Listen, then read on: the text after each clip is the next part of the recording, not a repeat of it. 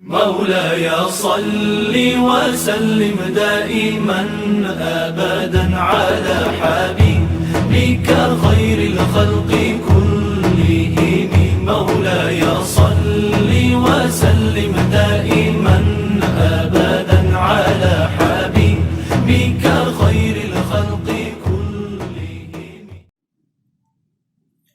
Assalamualaikum warahmatullahi wabarakatuh. Hamdan lillah wa musallan li rasulillah la haula wa la quwata illa billah, amma ba'd. Para pemirsa Ramadan on Air Tanya Jawab Agama dimanapun Anda berada, para pelajar, para santri, dan juga para pendengar semuanya yang dirahmati oleh Allah Subhanahu wa Ta'ala. Alhamdulillahirabbil alamin. Kita masih diberikan kesempatan, diberikan kesehatan bisa menjalankan ibadah puasa di bulan suci Ramadan ini. Semoga ibadah puasa kita di bulan Ramadan senantiasa mendapatkan hasil, mendapatkan pahala yang berlipat ganda dari Allah Subhanahu wa Ta'ala. Amin amin ya rabbal alamin. Para pemirsa Ramadan on Air dimanapun Anda berada, selamat berjumpa kembali dengan saya Haji Fauzin Jamil. Kita akan lanjutkan pembahasan kita seputar tanya jawab masalah-masalah puasa dan Ramadan yang sudah masuk pada kami. Satu persatu akan kita bahas kembali. Baik, sudah ada masuk pertanyaan kepada kami melalui WhatsApp di nomor yang sudah disebutkan. Pertama, Assalamualaikum, apa hukumnya mencicipi makanan saat puasa tapi setelah itu diludahkan kembali? Bagus, ada pertanyaan. Biasanya ibu-ibu di saat bulan Ramadan menyiapkan menu makanan, memasak. Kalau masakannya kurang enak, nanti anak-anaknya bisa nggak senang, bukannya nggak nikmat dan seterusnya. Maka kadang-kadang ibu karena udah terbiasa masak itu nyicipi masih kurang asin apa tidak, kurang pedas atau tidak, kurang manis atau tidak. Bagaimana saat kita berpuasa mencicipi makanan? Baik, mencicipi makanan dalam berpuasa diperbolehkan selama ada hajat atau ada kebutuhan. Jadi memang bagi para pemasak atau mungkin bapak ibu yang mau menyiapkan makanan untuk keluarganya itu memasak kemudian mencicipi, itu diperbolehkan selama ketika mencicipi segera setelah selesai diludahkan. Karena orang mencicipi itu bermacam-macam. Ada yang mencicipi memang untuk melihat apakah bumbunya sudah sesuai atau belum. Tapi terkadang orang yang mencicipi itu memang untuk menikmati, hanya sedikit. Maka dalam keadaan ini boleh mencicipi selama tidak dimasukkan ke dalam perut. Prinsipnya sebenarnya di dalam hal ini adalah apakah suatu perbuatan itu membatalkan puasa atau tidak. Manakala memasukkan sesuatu melalui lubang yang menjurus ke dalam perut, maka itu membatalkan puasa. Memasukkan sesuatu melalui lubang yang menjurus ke dalam perut, maka itu termasuk membatalkan puasa. Itu pedomannya. Sehingga dalam keadaan ini mencicipi bisa membatalkan, bisa juga tidak. Kalau sekedar hanya mencicipi rasanya sudah pedas atau asin atau kurang manis, setelah itu dilepehkan tidak ditelan, maka itu tidak membatalkan.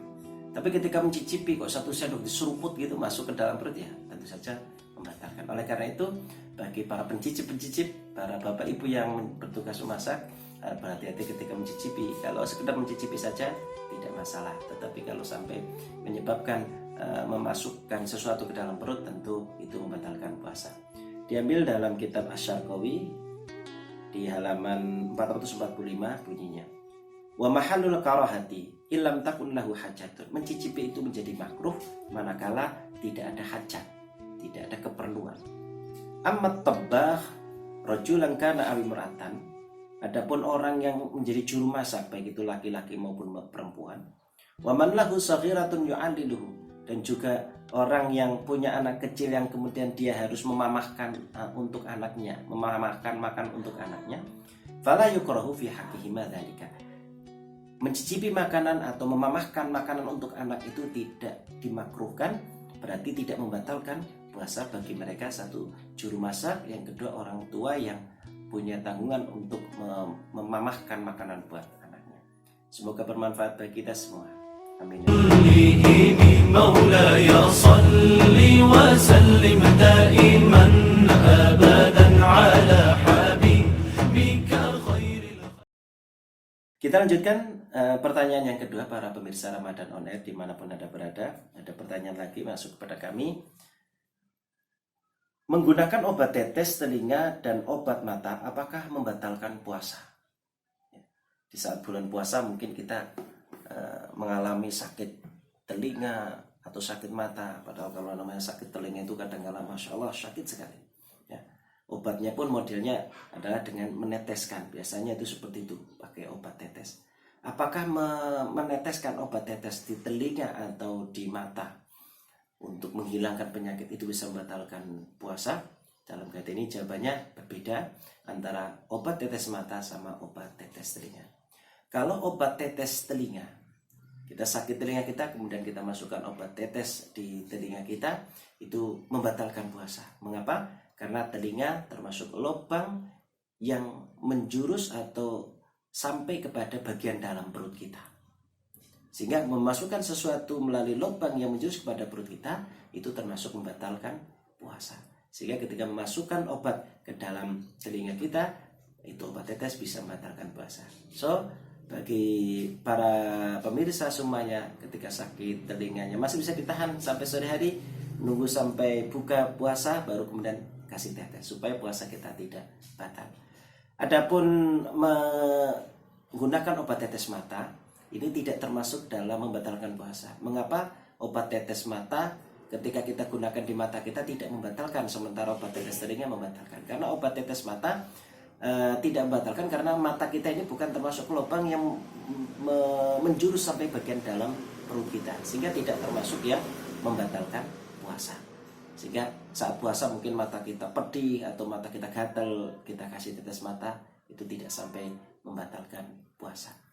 Tapi kok biasanya kalau kita gunakan obat tetes mata itu tenggorokan kita terasa pahit atau apa? Itu apakah bukan berarti itu ada jalan yang menuju ke dalam? Tidak. Menurut penelitian bahwa ketika kita menggunakan obat tetes mata itu menyebabkan tenggorokan kita pahit, itu karena mata kita punya pori-pori, sehingga pori-pori itu yang kemudian menyebabkan tenggorokan kita menjadi pahit. Demikian diambil dari kitab Al-Fiqhul Manhaji. Saya bacakan. Fal qitratu minal udhuni muftiratun. Obat tetes yang melalui telinga membatalkan puasa. Li'annaha manfadun maftuhun, karena telinga termasuk lubang anggota tubuh yang terus menerus atau masuk ke bagian dalam perut. Fal qitratu fil aini ghairu muftirah. Adapun obat tetes mata tidak termasuk membatalkan puasa karena li'annaha manfadun ghairu maftuhin, karena mata itu ada lubang tetapi tidak terbuka sampai bagian ke dalam perut kita. Itu menggunakan obat tetes mata. Sehingga bagi Anda yang sedang mengalami itu tidak masalah menggunakan obat tetes mata.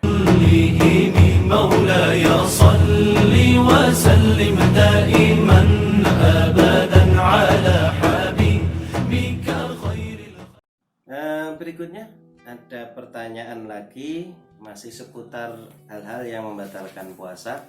Ada satu pertanyaan, bagaimana hukumnya orang yang berpuasa disuntik, diberikan suntik, atau bagaimana hukumnya orang yang berpuasa itu disuntik? Ya, saat kita berpuasa, bolehkah kita kalau disuntik apakah membatalkan puasa atau tidak?